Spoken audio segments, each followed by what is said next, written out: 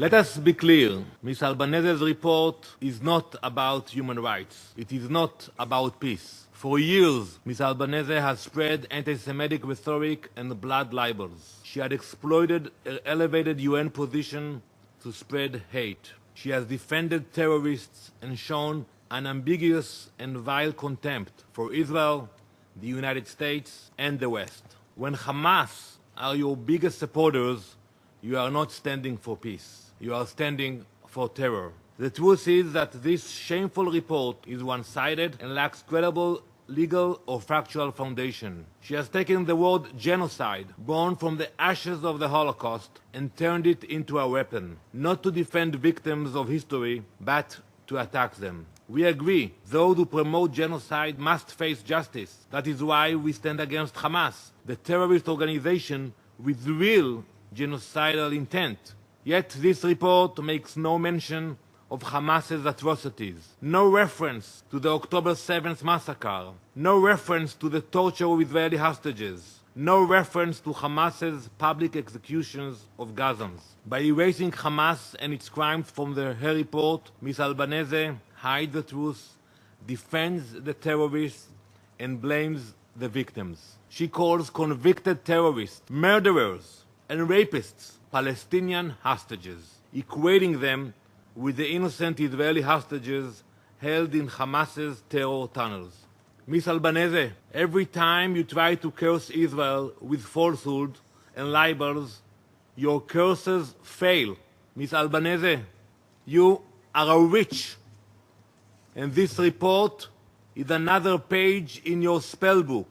You have tried to curse Israel with lies and hatred, but your poison has failed. Every page of this report is an empty spell. Every accusation a charm that does not work, because you are a failed witch. Your words have no power, and your report will have no impact.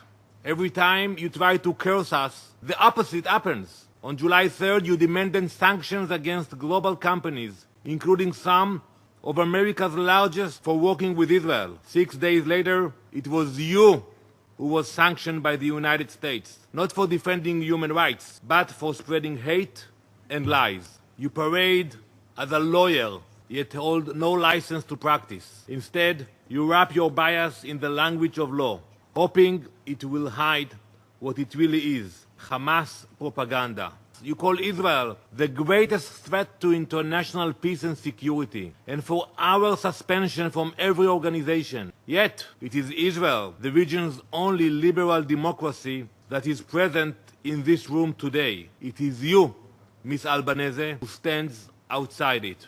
Ms. Albanese has devoted her energy to attack Israel, but her report shows that her campaign of defamation is expanding. Ms. Albanese attacked President Trump for what she called aggression, yet it was under his leadership that the Abraham Accords were signed, and his 20-point peace plan that laid the groundwork for today's ceasefire.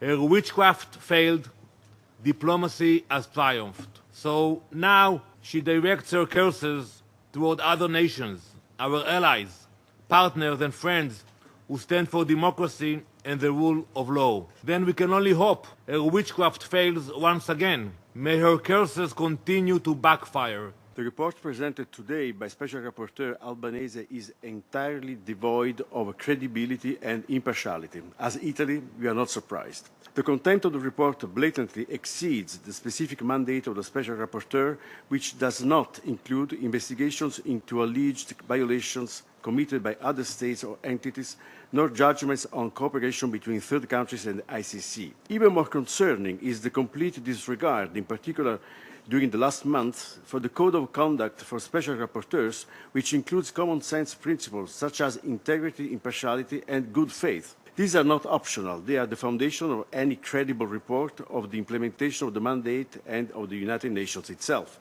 The Code of Conduct calls on rapporteurs to ensure their personal political opinions are without prejudice to the execution of their mission, and to ensure. I thank Italy for a statement. Need to ensure that their personal political opinions are without prejudice to the execution of their mission. Rapporteur Albanese's lack of condemnation of the terrorist acts against Israel and her one-sided and often prejudiced remarks are reflective of her biased conduct. We firmly reject the report and findings of the special reporter, which are a result of a one-sided and anti-Israel bias. First of all, my first comment it's a reaction to the representative of the State of Israel, who finally, after 3 years, honored this mandate of his presence. Look, it's grotesque and frankly delusional that a genocidal state can't respond to the substance of my findings. And the best thing that he resorts to is accusing me of witchcraft. So be it. You're the one accused of genocide. If the worst thing you can accuse me for is witchcraft, I take it. But rest assured that if I had the power to make spells, I would use it not for vengeance. I would use it to stop your crimes once and for all, and to make sure that those responsibles end up behind bars. And I would make sure that everyone from the river to the sea, Jewish people, Muslim people, Christian people, and secular people lived in freedom and enjoying their rights, not just privilege for few, again, between the river and the sea. Look at how anti-Semitism and terrorism have been used, not only to dehumanize the Palestinians, but also to silence any legitimate criticism of Israel. I mean, no one cares about Israel's religions, frankly. I just want Israel to comply with international law, like anyone else in the international community, including the Commission of Inquiry, Amnesty International, Human Rights Watch, all the dozens and dozens of organizations who have documented Israel's war crimes, crimes against humanity, and genocide. And by the way, Israel is the one who today appears before 2 international tribunals accused of genocide, war crimes, and crimes against humanity. Then to Hungary and Italy. Hungary is wrong. It's not true that I've not condemned Hamas. Of course I've condemned Hamas. Of course, surely not in this report, but I've not condemned Israel for its crimes against the Palestinians in 2008, 2009, 2012, etc., etc. But I regret you and the representative of Italy made allegations that I find unsupported. For example, you say that I make political statements. Well, you should have mentioned some examples so that I could have learned and improved.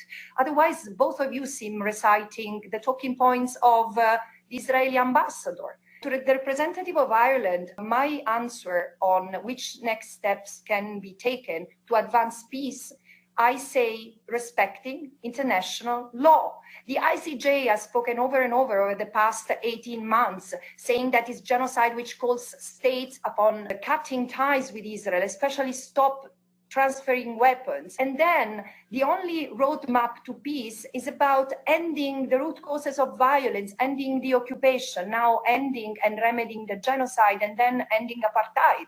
I don't see that there is another way forward. Many of you continue to treat Palestine as a humanitarian crisis to manage in perpetuity, and I stand firmly against it in the name of justice and human rights. As simple as that.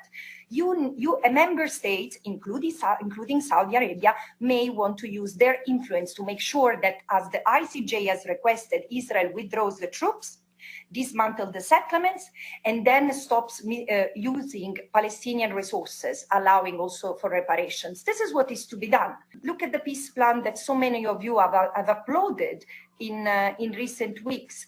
This peace plan has continued maintain the Palestinians under occupation, and in fact doesn't take into account international law at all, and creates the conditions for an occupation in disguise. Instead of helping bring to an end the occupation, South Africa demonstrates that what seems today invincible can in fact be broken when law, will, and courage align, and even in the strongest wall. And in this darkness, millions are resisting. Sparks of hope.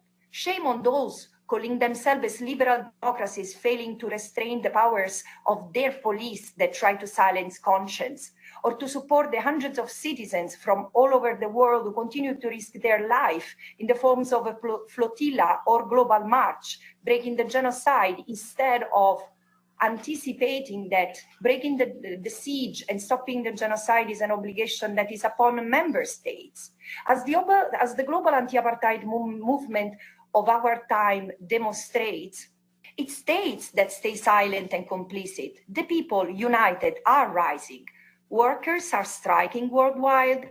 The BDS is gaining new momentum with more consumers boycotting strategically, businesses divesting, and institutions from banks to universities slowly but steadily correcting their practices. The question is no longer if Israel's apartheid and the global system of complicity that supports it will end. It matters when and how. For the younger generation, the genocide of the Palestinians is memory in the making, shaping their sense of self in the global order.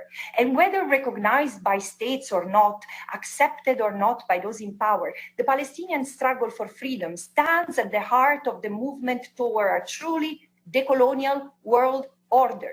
And to the people of Palestine, I say, may you hear it. From the harshness of occupation to wherever exile has taken you, watching or suffering the genocide, your struggle is seen, your resilience is honored, and the world is awakening with you and will stand with you as it has done with South Africa until your liberation. Thank you.